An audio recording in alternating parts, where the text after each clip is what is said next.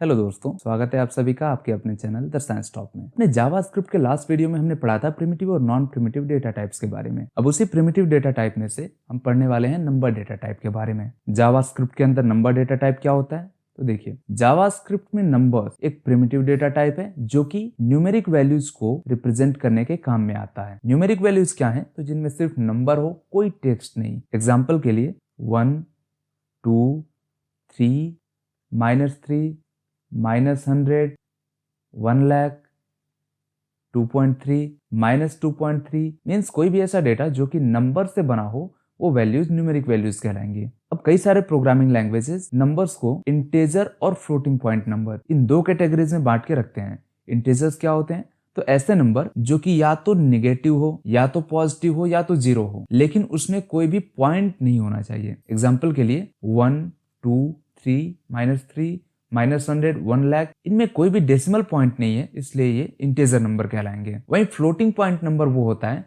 जिसमें कोई decimal point लगा हो। एग्जाम्पल के लिए 2.3, -2.3, चाहे नंबर पॉजिटिव हो या फिर नेगेटिव, अगर इसमें कोई डेसिमल पॉइंट लगा है तो ये फ्लोटिंग पॉइंट नंबर कहलाएगा। अब जावास्क्रिप्ट क्या करता है कि सारी न्यूमेरिक वैल्यूज को सिर्फ एक ही डेटा टाइप मानता है, नंबर, चाहे वो इंटेजर हो या फिर फ्लोटिंग पॉइंट। तो यहाँ आपको इतना सोच विचार करने की जरूरत नहीं पड़ेगी कि आपका डेटा इंटेजर टाइप का है या फिर फ्लोटिंग पॉइंट नंबर है। अब इस चीज को प्रॉपर समझने के लिए हम चलते हैं अपने एडिटर पर, एक नई फाइल लेते हैं और इसको सेव करते हैं। नाम देते हैं नंबर, इसका फाइल एक्सटेंशन होने वाला है .html। यहाँ लगाते हैं अपने HTML का boiler code, HTML head closing, body open, body closing और सबसे लास्ट में HTML क्लोजिंग। यहाँ हमें बॉडी टैग की जरूरत नहीं पड़ने वाली है, तो आप चाहें तो इसे स्किप भी कर सकते हैं। हम हेड टैग के अंदर अपना जावास्क्रिप्ट का कोड लिखेंगे। यहाँ हम बनाते हैं एक वेरिएबल बनाने के लिए हमें जरूरत पड़ेगी एक कीवर्ड लेट। ये लेट कीवर्ड ब्राउजर के अंदर के इंटरप्रेटर को बताता है कि हम एक नया वेरिएबल बनाने वाले हैं। अब क्योंकि हमारे वेरिएबल में एक नंबर स्टोर होने वाला है, इसलिए वेरिएबल का नाम भी कुछ ऐसा ही रखते हैं जिससे हमें पता चले कि ये नंबर होने वाला है, इसलिए वेरिएबल का नाम भी इससे कुछ जुड़ा ही रखते हैं। एग्जाम्पल के लिए num1। असाइनमेंट ऑपरेटर का यूज किया, इसमें हम एक वैल्यू रखते हैं 10 सेमीकोलन। यहां हमने किया क्या, रैम के अंदर एक वेरिएबल बनाया num1 और इसके अंदर एक वैल्यू स्टोर कर दिया 10। इसे प्रिंट करके देखते हैं, alert num1, save file, open in default viewer, और यहां हमारा आउटपुट मिल जा रहा है। जावास्क्रिप्ट के अंदर एक फंक्शन होता है टाइप ऑफ।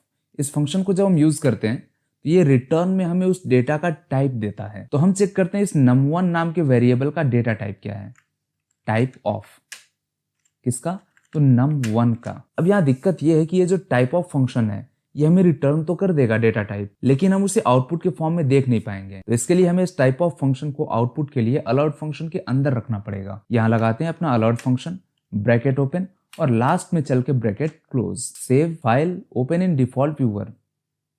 यहाँ आपको क्लियरली दिख रहा हो कि हमारा डेटा टाइप नंबर लिख के आ चुका है। अगर हम num1 की वैल्यू को डेसिमल पॉइंट में ले जाएं 10.5, फिर देखते हैं कि ये टाइप ऑफ फंक्शन num1 की वैल्यू को किस तरह का डेटा मान रहा है। File, open in default viewer, और यहां इसने फ्लोटिंग पॉइंट नंबर को भी क्लियरली सिर्फ नंबर ही कंसीडर किया। यानी जावास्क्रिप्ट हर तरह के नंबर को सिर्फ एक ही डेटा टाइप मानता है, नंबर। यहाँ टाइप ऑफ फंक्शन सिर्फ वेरिएबल का ही डेटा टाइप नहीं बताता, अगर हम इसमें कोई वैल्यू देते हैं तो उसका भी ये डेटा टाइप बता सकता है। एग्जाम्पल के लिए हमने इसमें दिया 45, सेव, आउटपुट देखते हैं क्या आता है, और यहाँ इस 45 का डेटा टाइप भी नंबर ही कंसीडर किया जा रहा है। तो वेरिएबल में असाइनमेंट से जुड़ी एक इंपॉर्टेंट चीज है जिस पर आपको ध्यान देने की जरूरत है। जैसे अगर मैं num1 के साथ कुछ कैलकुलेशन करना चाहूँ तो यहाँ इस टाइप ऑफ का अब हमें जरूरत नहीं है, इसे हटा के हम चलते हैं अपने कैलकुलेशन की ओर। num1 इससे मल्टीप्लाई किया 2 से, num1 में क्या है 10.5, 10.5 का मल्टीप्लाई करेंगे 2 से तो हमें रिजल्ट मिलेगा 21। देखते हैं आता है कि नहीं, और हमें हमारा रिजल्ट प्रॉपर मिल जा रहा है। हमने किया क्या, num1 को 2 से मल्टीप्लाई कर दिया, लेकिन इसका यहाँ ये मतलब बिल्कुल नहीं होगा। num1 जो वेरिएबल है वहां पर उसकी वैल्यू 2 से मल्टीप्लाई होकर चेंज हो गई। अगर इसका विजुअल रिप्रेजेंटेशन देखा जाए तो ये था हमारा कोड, लेट num1 और इसमें हमने दिया था 10.5। नेक्स्ट लाइन में हमने आउटपुट दिया था अलर्ट num1 मल्टीप्लाइड 2। अब इसे लाइन बाय लाइन एग्जीक्यूट करके देखते हैं कि हमारा कंप्यूटर ये काम कर कैसे रहा है। प्रोग्रामिंग में इस चीज को ड्राई रन कहा जाता है। इसके लिए हमें जरूरत पड़ेगी एक रैम की, और क्योंकि यहाँ पर कैलकुलेशन हो रहा है और ये कैलकुलेशन का पूरा काम होता है सीपीयू के ही एक यूनिट ALU का। यहाँ हम बनाते हैं अपना रैम। जब पहली लाइन चली तो यहाँ पर एक वेरिएबल बनाया जा रहा है। लेट कीवर्ड का मतलब एक नया वेरिएबल क्रिएट करो। वेरिएबल का नाम क्या होने वाला है?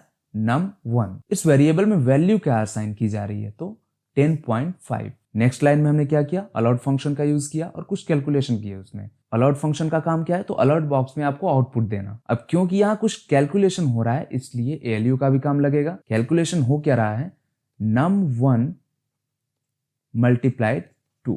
इस कैलकुलेशन को पूरा करने के लिए हमें रैम के अंदर से num1 नाम के वेरिएबल में जो भी वैल्यू है उसे लाना पड़ेगा।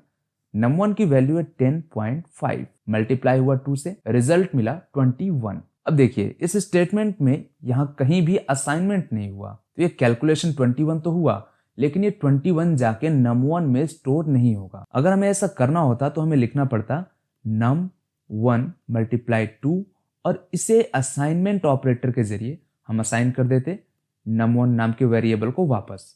तो होता क्या? ये कैलकुलेट होके वापस num1 नाम के वेरिएबल में चला जाता। और क्योंकि यहाँ ऐसा कोई काम नहीं हुआ इसलिए num1 की वैल्यू चेंज नहीं होने वाली। अब इस चीज को हम कोड के जरिए आउटपुट लेके देख सकते हैं।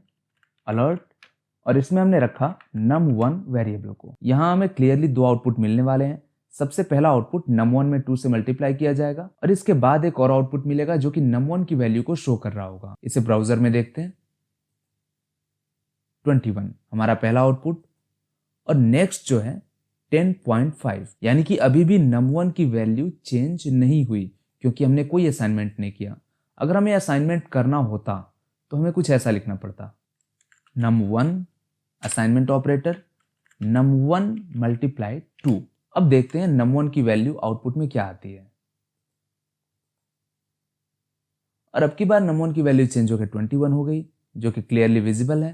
तो ये रहा नंबर डेटा टाइप जिसका हम जावास्क्रिप्ट के अंदर आगे आने वाले वीडियोस में काफी यूज करने वाले हैं। नेक्स्ट वीडियो में हम देखेंगे स्ट्रिंग डेटा टाइप के बारे में। तब तक के लिए आप प्लेलिस्ट से जुड़े रहिए एंड कीप प्रैक्टिसिंग। अगर आपके कोई डाउट या क्वेरी हो तो आप उसे कमेंट बॉक्स में लिखिए, वहां आपको जवाब मिल जाएगा।